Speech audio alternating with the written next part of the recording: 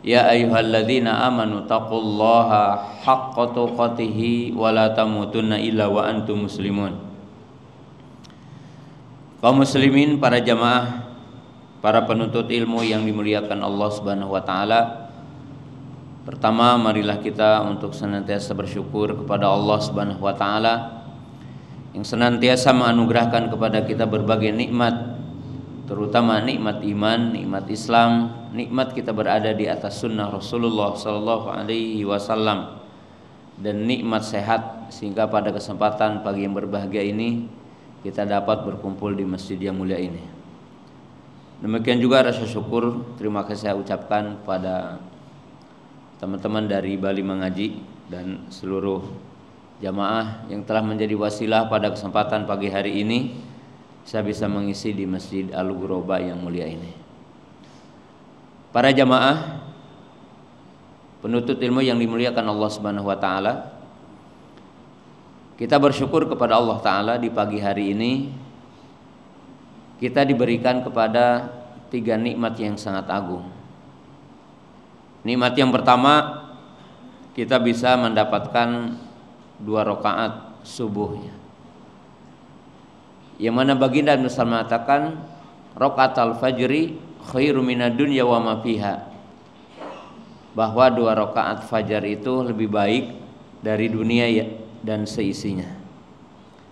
Jadi yang diberikan taufik, diberikan hidayah untuk bisa sholat qobliyah subuh, sholat subuh itu lebih baik dari dunia dan seisinya.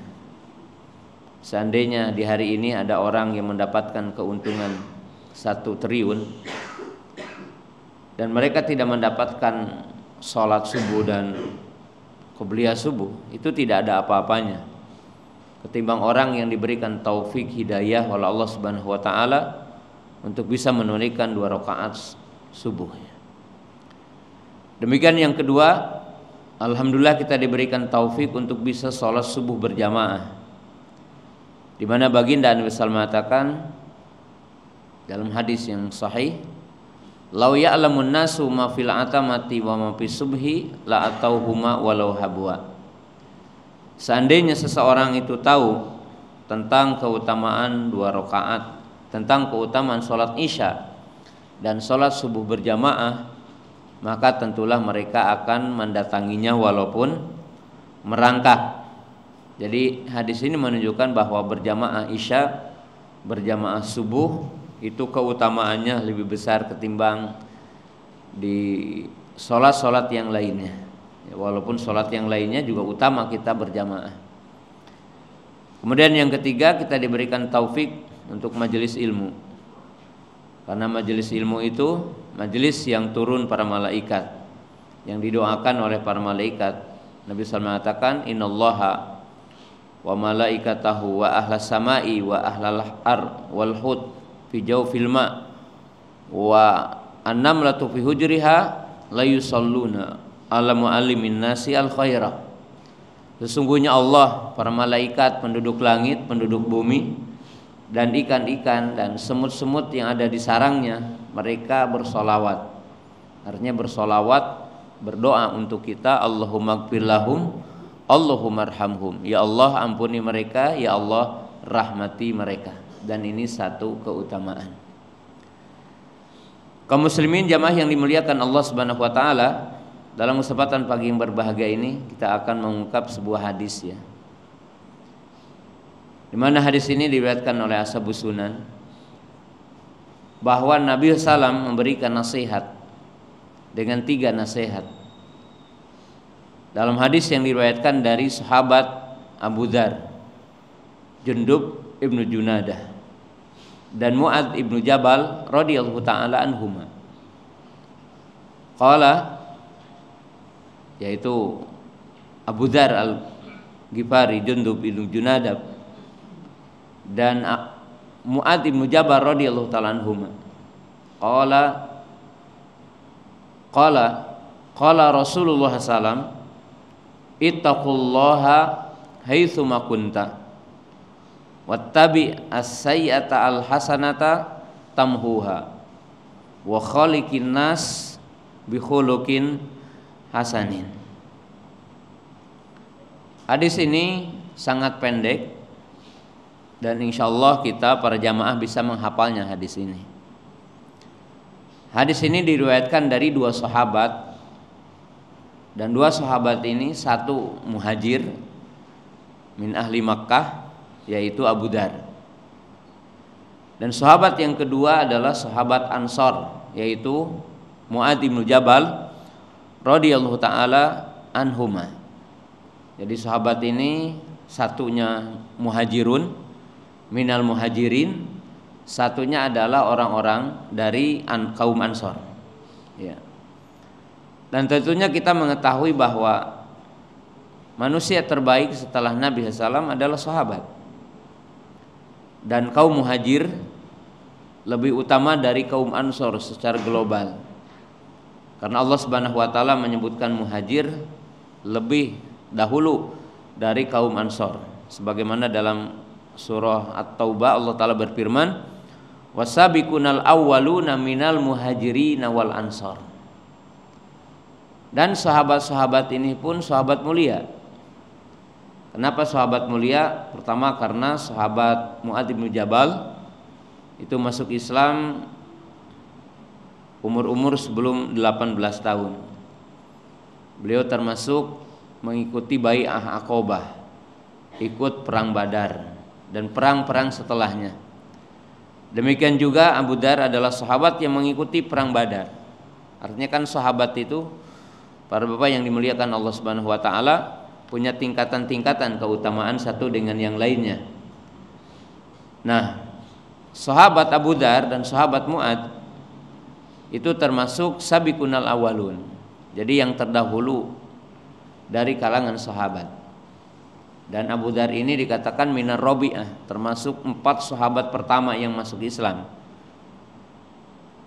Kemudian Mu'adz bin Jabal radhiyallahu taala anhu juga salah seorang sahabat yang ikut Bai'atul Aqabah. Artinya Bai'atul Aqabah itu awal Nabi SAW dengan para sahabat hijrah, yang mana mereka memberikan jaminan suaka politik, mungkin kalau sekarang itu memberikan jaminan kepada Nabi SAW dengan sahabat muhajir untuk tinggal di Madinah, ya, yang dikatakan mereka adalah keluarga jadinya gitu ya. Dua sahabat ini juga merupakan sahabat yang mulia. Mu'adz bin Jabal radhiyallahu taala anhu adalah sahabat yang memiliki lisan yang kuat. Artinya lisannya itu menyentuh hati lah kalau hari ini. Sehingga beliau itu salah satu sahabat yang disuruh berdakwah ke negeri Yaman ya. Jadi salah satu sahabat delegasi untuk berdakwah. Ya, dan menunjukkan dakwah itu ya berjalan, dan dakwah itu tidak harus menunggu orang belajar. Jadi di sini menunjukkan irsalu duat, bahwa bagi kaum muslimin mengutus dai ke berbagai tempat itu merupakan fardu kifayah ya. Ya, seperti Mu'adz bin Jabal ini disuruh oleh Nabi SAW untuk berdakwah ke negeri Yaman. Dalam hadis Abdullah bin Abbas radhiyallahu ta'ala anhuma bahwa dikatakan, ya Mu'adz, innaka sata'ti qauman ahla kitabin falyakun awwala ma tad'uhum ilaihim syahadatu an la ilaha illallah. Wahai Mu'adz, sesungguhnya engkau itu akan mendatangi satu kaum ya, dari ahlul kitab, maka jadikanlah seruan yang pertama, artinya seruan yang pertama untuk menyeru ahli kitab dari negeri Yaman itu kalimat syahadatain. Jadi yang pertama diajarkan adalah tauhid ya. Kemudian para jamaah yang dimuliakan Allah Ta'ala, Nabi SAW memberikan wasiat kepada para sahabat, dan wasiat ini jami' mani, wasiat yang pendek tapi mencakup kepada semua pintu-pintu kebaikan, ataupun yang dinamakan umdatus sa'adah, yaitu pokok kebahagiaan dan pokok-pokok agar orang mencapai kepada puncak kebahagiaan. Faqala Nabi sallam, ittaqullaha haitsuma kunta. Bertakwalah kamu kepada Allah di mana saja kamu berada. Wattabi as-sayyi'ata al-hasanata. Kemudian wasiat yang kedua, lakukanlah kebaikan-kebaikan untuk menutup keburukan. Lakukanlah kebaikan untuk menghapus dosa. Kemudian yang ketiga, wa khaliqin nas bi khuluqin hasan. Dan bergaulah, berinteraksilah dengan sesama manusia dengan akhlak yang baik. Nah, jamaah yang dirahmati Allah Subhanahu wa taala, wasiat ini sangat singkat, sangat pendek, tapi tentunya wasiat yang mencakup untuk mengantarkan kita ke surga dan menyelamatkan kita dari api neraka. Maka dikatakan oleh para ulama, hadis ini merupakan umdatus sa'adah, yaitu hadis yang di dalamnya menjelaskan tentang pokok kebahagiaan. Pokok kebahagiaan yang pertama adalah taqwallah, yaitu bertakwa kepada Allah Subhanahu wa taala. Dengan itu Allah Subhanahu wa taala menyebutkan takwa di dalam Al-Qur'an dengan berbagai redaksi. Di antaranya Allah menceritakan bahwa takwa adalah wasiat seluruh para nabi. Wasiat Allah Subhanahu wa taala yang diwasiatkan kepada seluruh manusia. Jadi para nabi, para rasul itu diperintahkan Allah untuk mewasiati manusia agar bertakwa kepada Allah taala. Allah taala berfirman, walaqad wasaynal ladzina utul kitaba min qablikum wa iyyakum anittaqullah. Sungguh kami telah mewasiatkan kepada orang-orang yang diberi kitab. Berarti di sini kepada Yahudi dan Nasrani yang terdahulu. Wa iyyakum, dan kepada kalian. Artinya di sini hitamnya kepada umat Islam. Anittaqullaha, agar kamu bertakwa kepada Allah Subhanahu wa taala. Nah, saking urgennya takwa ini, para ibu, para bapak yang dimuliakan Allah taala, mungkin kalau sekian persen bisa dikatakan yang di sini mungkin 90 atau 100% udah nikah ya. Saya tidak tahu ada yang belum nikah atau enggak ya. Semuanya mungkin kita pernah mendengar 3 ayat takwa ya dalam pernikahan ya.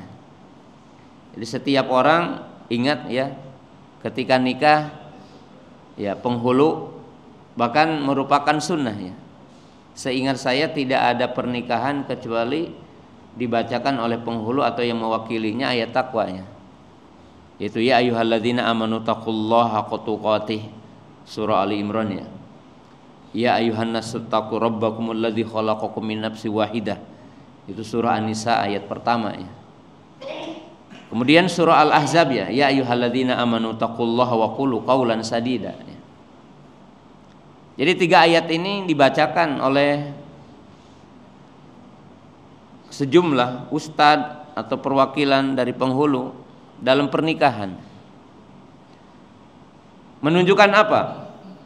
Salah satu pesannya menunjukkan bahwa kalau kita mengarungi pernikahan, bekalnya bukan harta gitu ya. Artinya bukan semata-mata harta bekal kita ya. Menunjukkan bekal untuk pernikahan bukan semata-mata kita punya jabatan atau punya kerjaan untuk mengarungi pernikahan. Karena tentunya banyak orang yang kaya nikahnya cuma sebulan gitu ya.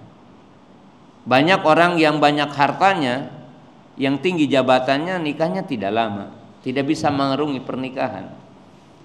Kenapa? Karena sebaik-baik perbekalan untuk nikah adalah takwa. Makanya diwasiati bertakwa kepada Allah Subhanahu wa taala. Wa tazawwadu fa inna khairuz zadi taqwa.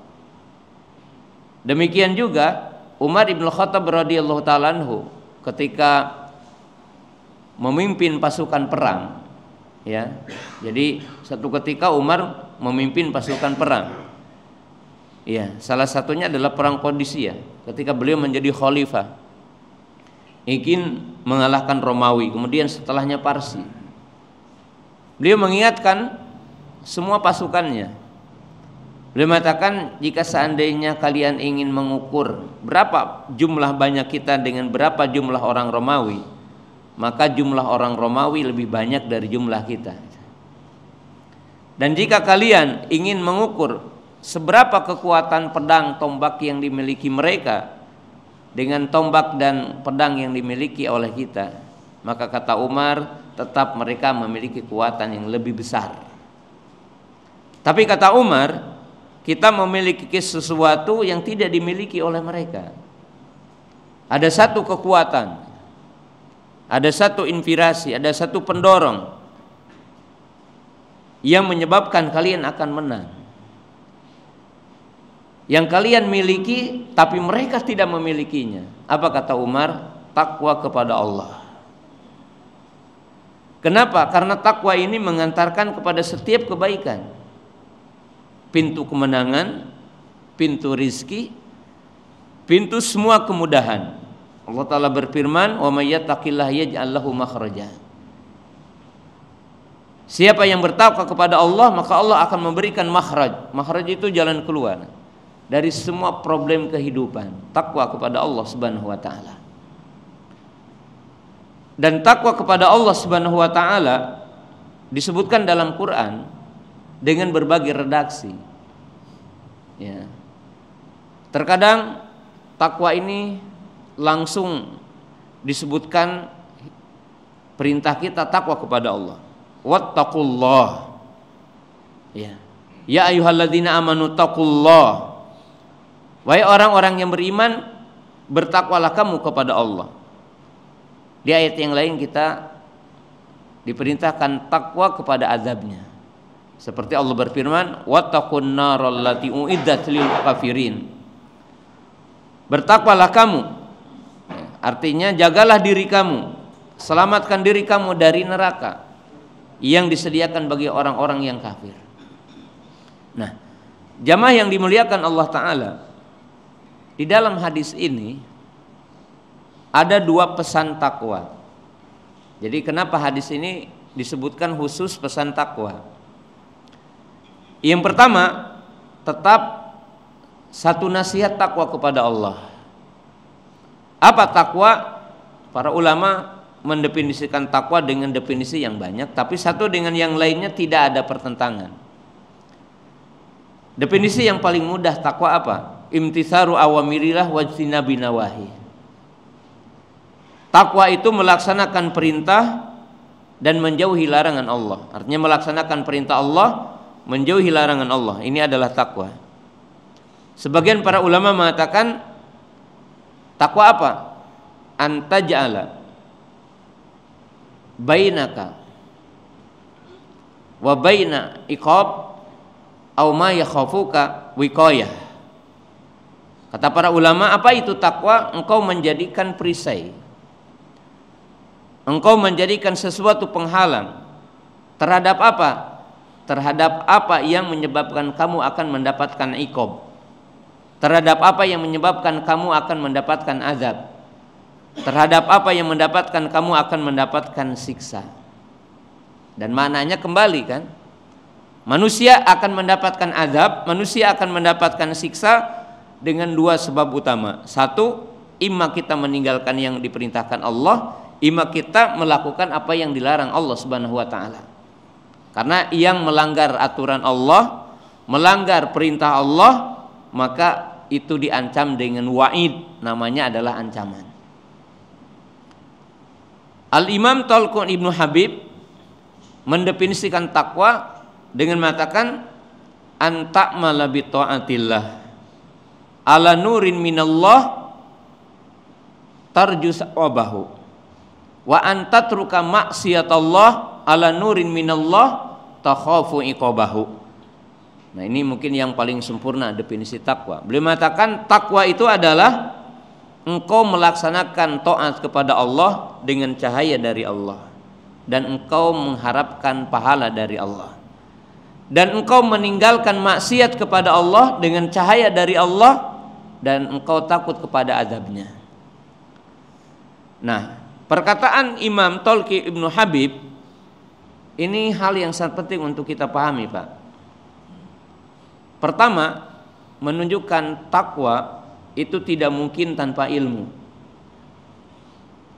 Jadi para bapak, para jamaah itu tidak mungkin bisa takwa tanpa ilmu. Makanya disebutkan dalam kalimat beliau, anta'mala ala ta'atillah ala nurin minallah. Jadi engkau melaksanakan taat kepada Allah dengan cahaya dari Allah. Maka sejalan dengan hadis Muawiyah, man yuridillahu bihi khairan yufaqihu fiddin. Barang siapa yang Allah mengendaki, kita bapak nih semua jamaah jadi ahlul khair, itu difaqihkan kepada agama. Jadi sejauh mana kita paham kepada agama, sejauh itulah kita bisa menyelamatkan diri dari neraka. Sejauh itu kita memahami agama kita, sejauh itulah kita juga akan menempuh sebab-sebab jalan ke surga. Kita diberikan jabatan oleh Allah umpamanya, kita diberikan harta oleh Allah. Maka tidak semua harta yang Allah anugerahkan kepada kita itu bisa mengantarkan kita ke surga, bisa menyelamatkan kita dari neraka. Orang mukmin berinteraksi dengan harta itu yang pertama, orang mukmin bertanya, gimana cara mendapatkannya? Dia harus tahu halal haram mencarinya, kan itu. Yang kedua, setelah kita mendapatkan harta, itu harus tahu bagaimana menggunakan harta.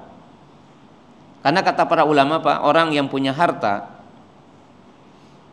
itu beda-beda selamatnya. Ada orang yang celaka dengan harta dari semuanya. Pertama, dari sumber yang haram. Contoh orang korupsi. Dipakai apa? Dipakai untuk keperempuan, berzina, minum khamar. Berarti dari yang haram untuk yang haram. Ujungnya pasti ancaman neraka. Kelompok yang kedua, ada orang yang mendapatkan harta dari cara yang halal, tapi dia tidak tahu bagaimana cara menggunakan harta itu. Terkadang mungkin sebagian dari kita, alhamdulillah, mencarinya dari yang halal, tapi dia menggunakannya dalam perkara-perkara yang tidak berguna, perkara-perkara yang tidak bermanfaat, bahkan perkara maksiat. Maka harta yang halal pun mengantarkan kepada kita ke neraka. Kelompok berikutnya siapa? Orang yang mendapatkan harta yang halal, digunakan yang halal, tapi tidak efektif, efisien, jarang berinfak. Kadang-kadang yang mubah juga enggak terbatas. Ya memang tidak diadab dengan sebab apa? Hartanya itu kepada pintu neraka. Tapi hartanya tidak menjadikan satu pembenaran harta nanti dia yaumul qiyamah. Nah, baru orang yang berikutnya keempat, siapa? Orang yang mencari dari harta yang halal, digunakan dalam perkara yang halal, dan digunakan menjadi amal jariyah. Sedekah, bikin masjid, bikin madrasah, memberangkatkan ustadz untuk berdakwah gitu.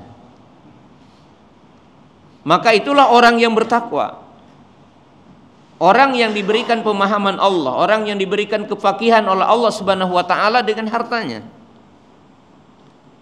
Makanya Pak, hadis man yuridillahu bihi khairan yufaqihu fiddin. Jadi siapa yang Allah taala menghendaki orang itu berada dalam kebaikan, maka dipastikan orang itu akan faham kepada agamanya, faham kepada halal haram, faham kepada nilai-nilai manfaat dari hartanya, dari kehidupannya, dari umurnya. Dan itu adalah orang yang berbahagia, Pak. Ya. Maka takwa mesti dengan ilmu. Tidak mungkin orang bisa bertakwa dengan tanpa ilmu. Ya. Ini kaidah sangat penting disebutkan oleh Imam Talq Ibnu Habib rahimahullahu taala. Yang kedua, dalam hadis ini ada nilai tambahan tentang wasiat takwa. Apa yang diwasiatkan oleh Nabi sallallahu alaihi wasallam? Takwa yang bernilai ikhlas katanya, kata para ulama. Kenapa? Karena dalam hadis ini at-taqwa fis sirri wal alaniyah, yaitu takwa ketika kita menyendiri dan takwa ketika kita berada di hadapan orang. Dan takwa dikatakan haitsu makunta, ketika kita berada di mana saja. Jamaah yang dimuliakan Allah Ta'ala, sekarang para bapak kita, para jamaah, bisa nggak bertakwa ketika kita di hadapan handphone hari ini? Ittaqullaha haitsu makunta. Bertakwalah kamu ketika kamu pegang HP. Ya, kita lagi sendiri ini gitu ya. Kalau lagi ada orang lain nggak mungkin ya kita buka sesuatu yang bertentangan dengan Islam. Ya. Bertakwalah kamu ketika kita pegang HP.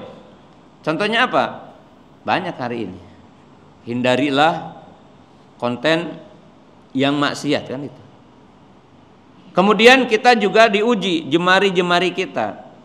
Apa yang kita pindahkan dari HP itu ke teman kita? Apakah mungkin berupa nasihat, kajian-kajian, atau fitnah gitu, yang kita sebar, atau hoak yang kita sebar?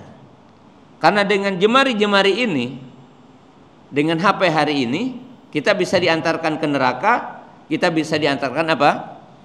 Ke surga. Mata kita juga diuji hari ini. Ya, kalau para bapak sekarang YouTube-nya YouTube gratisan, maka walau di situ klik Ustadz siapa, maksudnya nama saya diklik di situ, Ustadz Abu Qatadah, muncul videonya. Tapi kalau YouTube bapak itu adalah gratisan, maka sebelum muncul saya ada yang muncul pinjol, judol, hal yang mengantarkan kita juga ke neraka.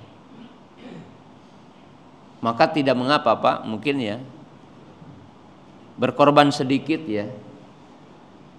Aplikasinya itu jangan yang gratis gitu. Supaya apa?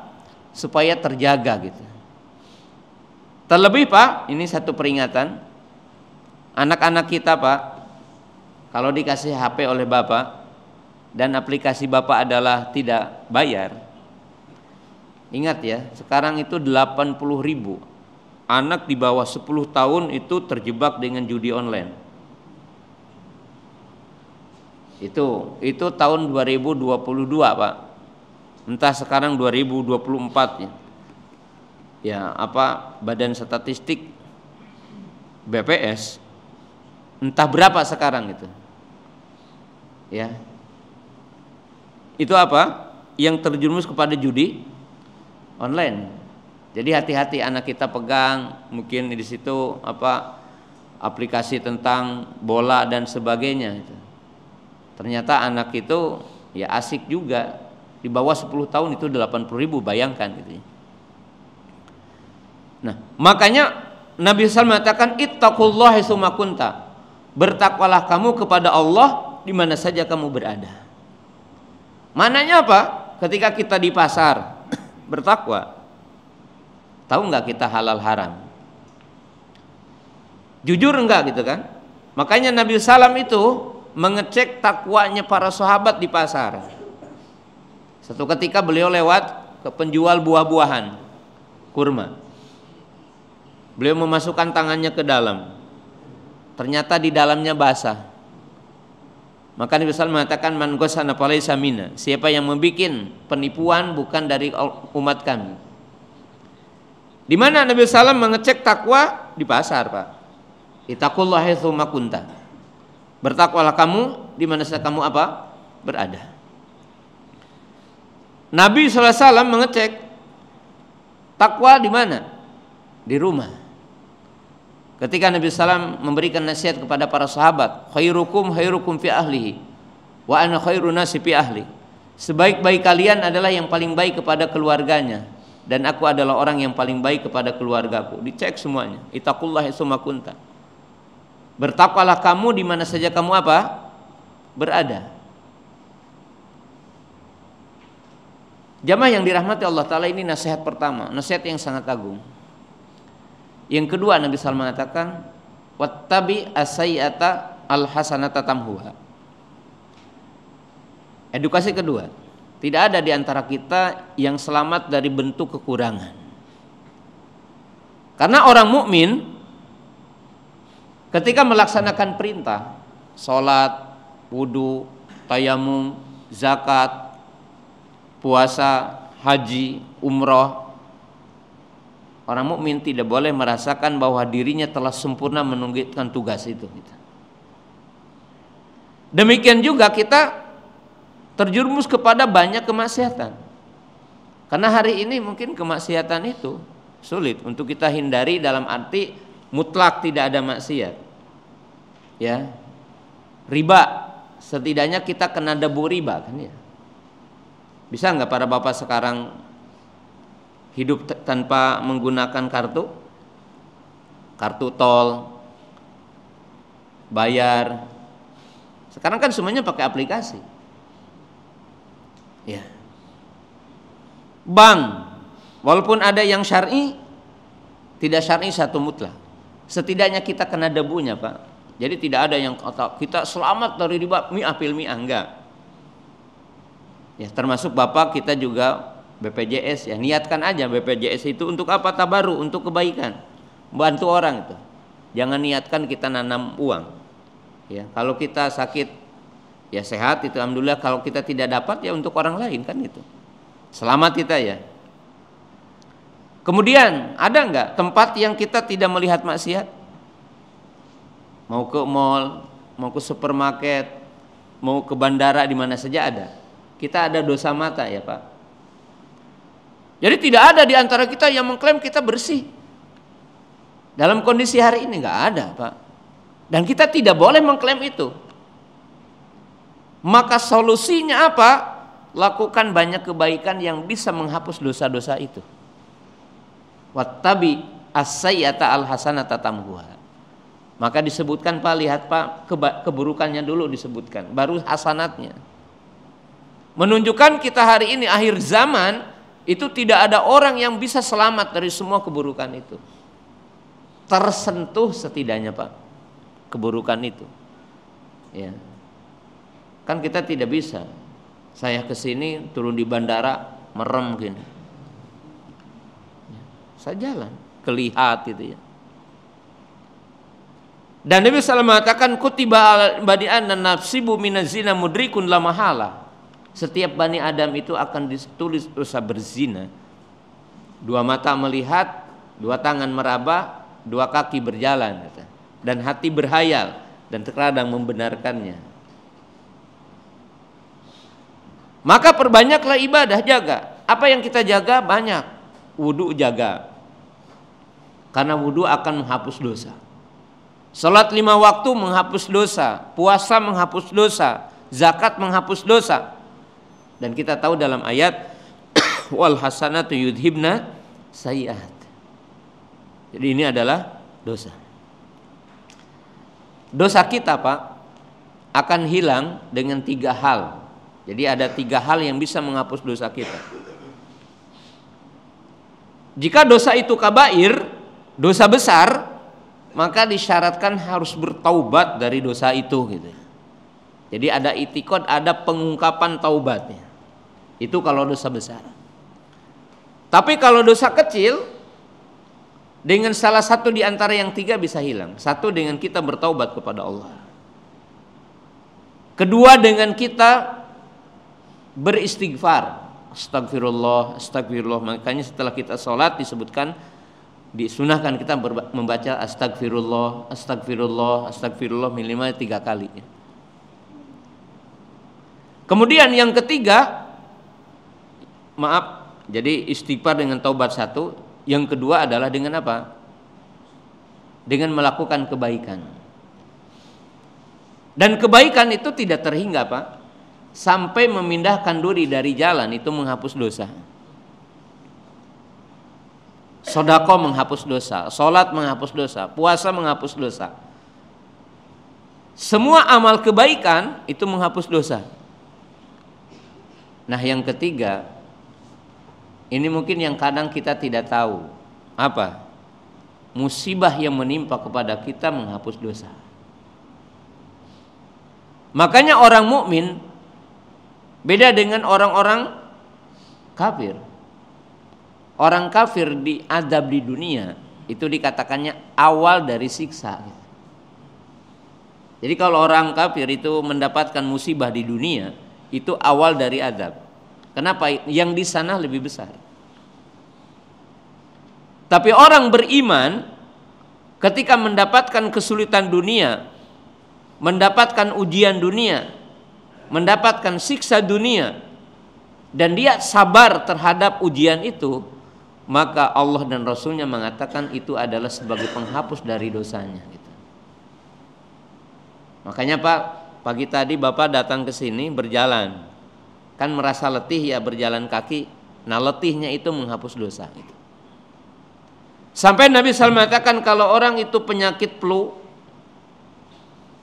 kemudian dia terkena duri yang paling kecil, dan dia sabar kepada ujian itu, maka menghapus dosanya. Sehingga sebagian para ulama mengatakan kami bersyukur kepada Allah atas musibah. Gimana ya bersyukur atas musibah? Kata mereka, satu, ketika musibah itu tidak lebih besar dari musibah kepada orang lain, ya kita bersyukur. Kita kan alhamdulillah saya selamat dari gempa ini, walaupun kita merasakan kan itu. Yang patah kaki menikmati daripada yang meninggal kan itu ya. Orang mukmin begitu. Dan dia bersyukur kepada Allah. Yang kedua, mereka mengatakan aku bersyukur kepada Allah atas musibah karena aku bisa melantulkan innalillahi wa inna ilaihi rajiun. Istirja dengan sebab musibah. Dan itu menyebabkan sholawat dari Allah dan rahmat dari Allah. Ketiga, karena Allah menganugerahkan kepadaku sabar ketika datang musibah, maka Allah menghapus dosaku. Tapi ada yang keempat, Pak. Kata para ulama, kami bersyukur kepada Allah atas musibah, di mana musibah itu bukan musibah terhadap agamaku. Karena ada orang yang selamat dari ujian dunia, tapi dia mendapatkan musibah kesesatan, mendapatkan musibah penyimpangan. Maka semua nikmat dunianya menjadi sebab azab nanti yaumul qiyamah. Tapi orang-orang mukmin yang mendapatkan musibah dunia dan dia iman dan dia takwa, maka semua ujian dunia menjadi nikmat nanti yaumul qiyamah. Makanya kata para ulama, aku bersyukur kepada Allah Ta'ala atas musibah yang menimpa kepadaku, di mana musibah itu bukan musibah yang menimpa kepada agamaku. Nah, kita bandingkan aja Pak sama orang Palestina mungkin hari ini. Orang-orang Palestina yang dapat musibah, serangan dan sebagai serangan, mereka masih bisa sholat, mereka syahid meninggal ketika sholat. Tapi kita yang tenang belum tentu diantarkan ke surga dengan ketenangan ini. Dan inilah yang harus kita renungkan bagi hati kita. Yang terakhir, dalam hadis ini Nabi SAW mengatakan wa kholiqin nas bihulukin hasan, dan bergaulah dengan manusia dengan akhlak yang baik. Jadi jamaah yang dirahmati Allah Ta'ala, ada hubungan kita kepada Allah dan ada hubungan kita dengan sesama manusia. Jamaah yang dirahmati Allah Subhanahu wa Ta'ala,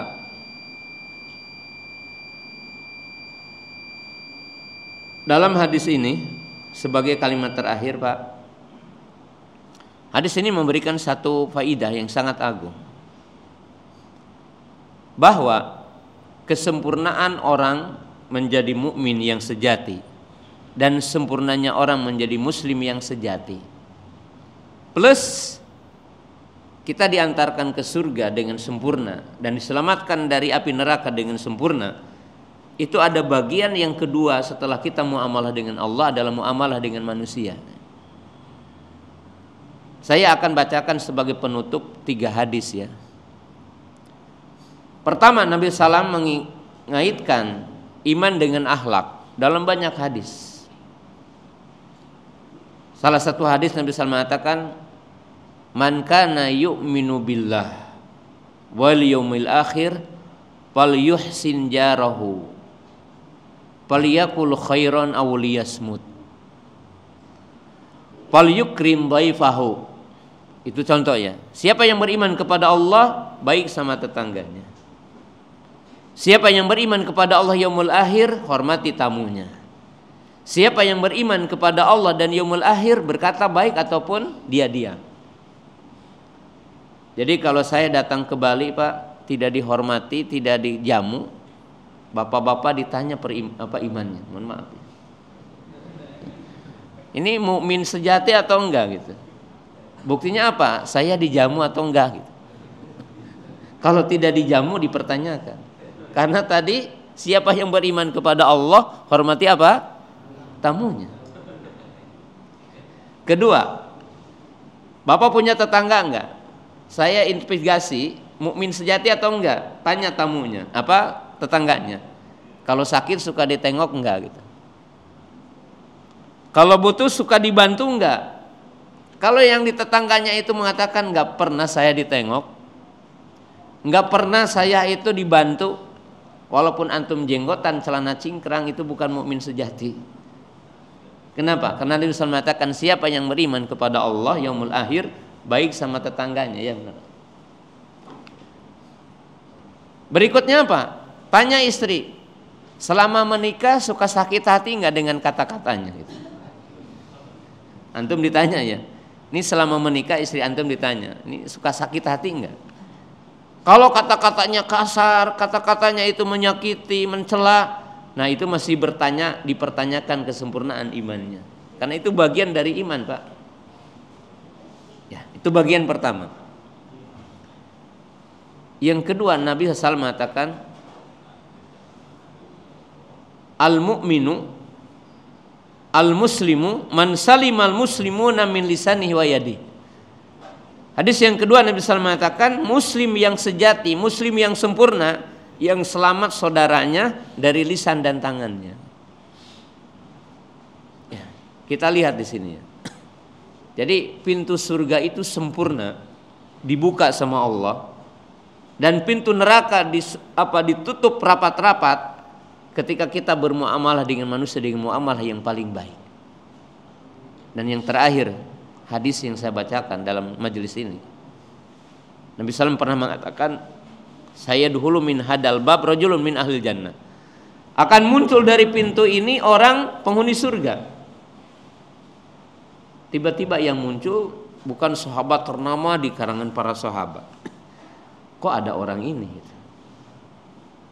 Sehingga sejumlah para sahabat penasaran, siapa orang ini? Maka diutuslah ke rumahnya. Punya kelebihan apa orang ini? Dicek sholatnya, dicek puasanya. Ternyata kata para sahabat, dan diantaranya adalah Abdullah bin Umar, gak ada orang ini kelebihannya. Akhirnya ditanya, apakah engkau punya amal yang rahasia yang kami tidak lihat sehingga engkau dinyatakan sebagai penghuni surga? Maka apa yang dikatakan oleh orang itu? Iya, saya punya amal yang tidak kamu lihat. Apa? Beliau mengatakan, tidaklah aku tertidur kecuali aku telah memaafkan kepada setiap orang yang telah berbuat salah kepadaku sebelum mereka meminta maaf kepadaku. Kemudian apa lagi? Beliau mengatakan, aku tidak tidur kecuali hatiku ini telah bersih gitu ya, dari semua gil, benci, perencanaan buruk kepada orang lain. Dan inilah yang disebutkan dalam surah Al-Hasyr ayat 10. Walladzina ja'u min ba'dihim yaquluna rabbana ighfir lana wa li ikhwanina alladzina sabaquna bil iman wa la taj'al fi qulubina ghillan lil ladzina amanu. Jadi akhlak yang mulia ini menghilangkan iri, dengki, perencanaan buruk kepada orang, itu merupakan pintu surga yang paling agung. Dan Nabi SAW mengatakan orang ini sebagai penghuni surga dengan kelebihannya itu gitu. Nah makanya kaum muslimin jamaah yang dirahmati Allah Ta'ala, hadis ini walaupun pendek, hadis ini walaupun singkat, di mana baginda Nabi SAW mengedukasi kita dari dua sisi besar. Jadi kalau kita ingin selamat, sempurnakanlah hubungan dengan Allah. Bagaimana kita menyempurnakan hubungan dengan Allah? Melaksanakan perintah Allah dan menjauhi larangan Allah. Jauhkan kita dari dosa, penuhi dengan amal soleh. Dan yang kedua, berhubungan baik dengan sesama manusia. Dengan kita tidak boleh menyakiti orang lain, tidak boleh berbuat zalim kepada orang lain. Dan itu adalah pintu terbaik bagi setiap mukmin untuk sampai kepada kebahagiaan. Barangkali sampai di sini pembahasan kita di pagi yang berbahagia ini, mudah-mudahan bermanfaat. Demikian, mudah-mudahan Allah Subhanahu wa taala memberkati kita dengan takwa ya, dan memberikan taufik kepada kita agar kita bisa menjauhi semua bentuk keburukan maksiat, dan mudah-mudahan kita diberikan oleh Allah Ta'ala akhlak yang mulia, budi pekerti yang luhur, sehingga menjadi muslim yang sempurna. Subhanakallahumma bihamdika asyhadu an la ilaha illa anta astaghfiruka wa atubu ilaik. Assalamualaikum warahmatullahi wabarakatuh.